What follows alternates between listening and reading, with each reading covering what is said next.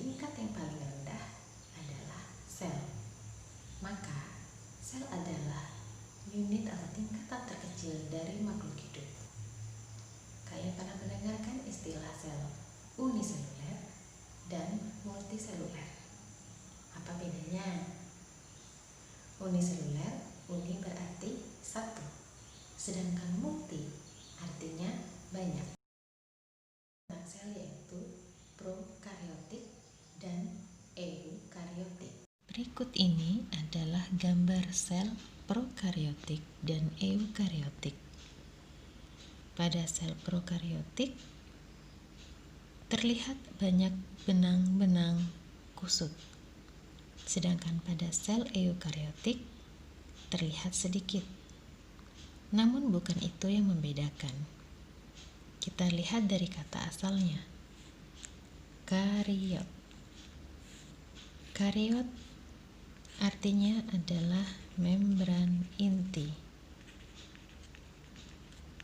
Di sini yang dimaksud adalah membran inti sel.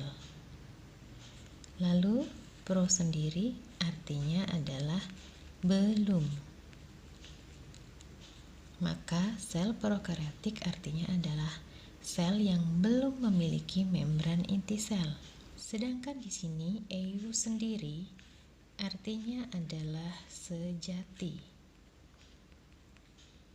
Maka makhluk hidup eukariotik memiliki sel yang sudah mempunyai membran inti sel. Lalu dari gambar ini, manakah membran inti sel?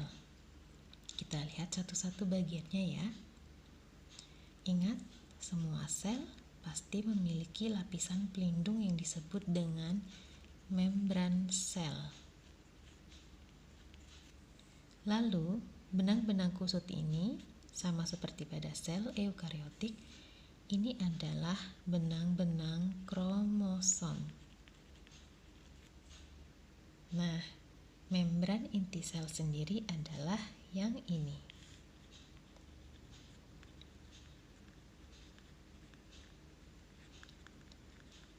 Maka, pada mikroskop akan terlihat jelas makhluk hidup prokariotik tidak memiliki nukleus atau inti sel. Sedangkan makhluk hidup eukariotik akan kita lihat memiliki inti sel. Nah, apa contohnya? Untuk makhluk hidup prokariotik, contohnya adalah Monera. Monera sendiri adalah kerajaan dari bakteri. Sedangkan eukariotik adalah kingdom di atas Monera seperti Protista, fungi, plantae, dan animalia. Jelas ya perbedaan antara sel prokariotik dan eukariotik. Bagian-bagian sel. Secara umum, sel memiliki 3 bagian, yaitu yang terluar, pembungkusnya, kemudian cairan sel itu sendiri, dan yang ketiga adalah organel sel. Lapisan luar sel atau bagian pelindungnya. Yang pertama, dinding sel. Tidak semua makhluk hidup memiliki dinding sel. Hanya sel tumbuhan, jamur, alga, dan bakteri. Dinding sel terletak di bagian paling luar. Mempunyai ketebalan sekitar 0,1 mikrometer. Bentuknya sangat kaku dan kuat, sehingga berfungsi untuk melindungi sel dan mempertahankan bentuk sel. Lapisan pelindung yang kedua adalah membran sel. Semua makhluk hidup memiliki membran sel. Membran sel sangat tipis, tebalnya hanya sekitar 8 nanometer. Membran sel mempunyai sifat selektif permeable, artinya hanya dapat dilewati oleh ion dan molekul-molekul tertentu. Sifat ini berhubungan dengan salah satu fungsi dari membran sel, yaitu mengontrol keluar masuknya zat dari atau ke dalam sel. Bagian-bagian dari membran sel. Perhatikan gambar berikut ini. Ini adalah lapisan dari membran sel. Yang di atas ini kita anggap adalah lapisan di luar sel. Sedangkan yang di bawah ini adalah lapisan di dalam sel. Lapisan membran sel terdiri dari dua lapisan, yaitu yang disebut sebagai lapisan fosfolipid. Fosfolipid itu yang bentuknya seperti batang korek api ini ya. Kenapa sih disebut fosfolipid? Kita lihat komponen penyusunnya. Yang bentuknya bulat, ini adalah fosfat. Lalu yang seperti batang korek api ini adalah bagian lemak atau nama lainnya lipid. Lalu bagian yang bentuknya besar-besar ini adalah protein. Ini protein juga ya.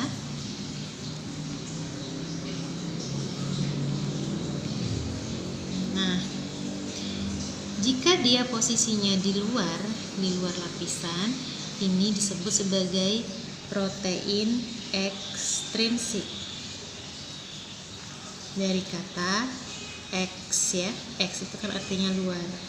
Lalu jika dia berada di dalam lapisan fosfolipid disebut sebagai protein intrinsik. Komponen selanjutnya adalah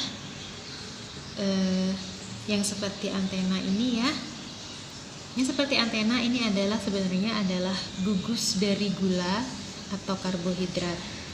Nah, jika dia menempel pada protein, ini disebut sebagai glikoprotein.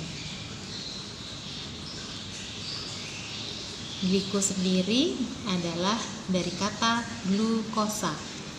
Lalu jika dia menempel pada lapisan fosfolipid, maka dia disebut sebagai glikolipid.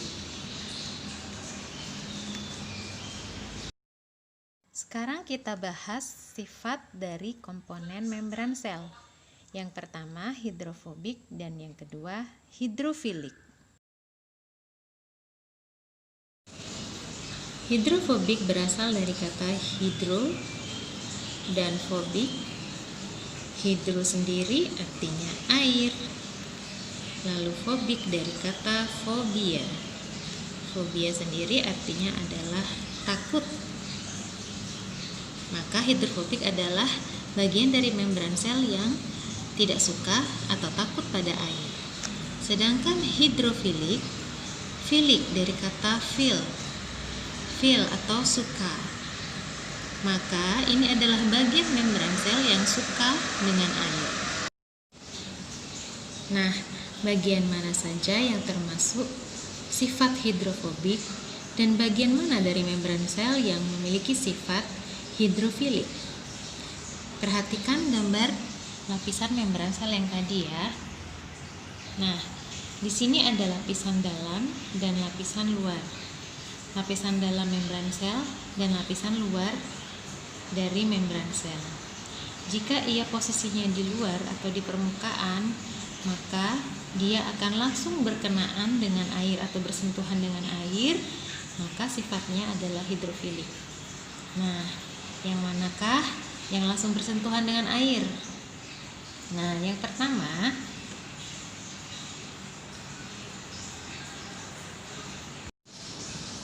bagian yang langsung bersentuhan dengan air antara lain adalah fosfat ini ya, karena dia letaknya berada di lapisan paling luar.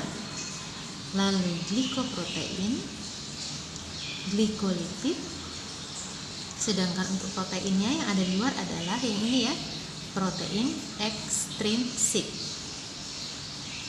Lalu yang bagian bersifat hidrofobik, berarti yang berada di lapisan dalam ya, adalah yang ini, protein intrinsik.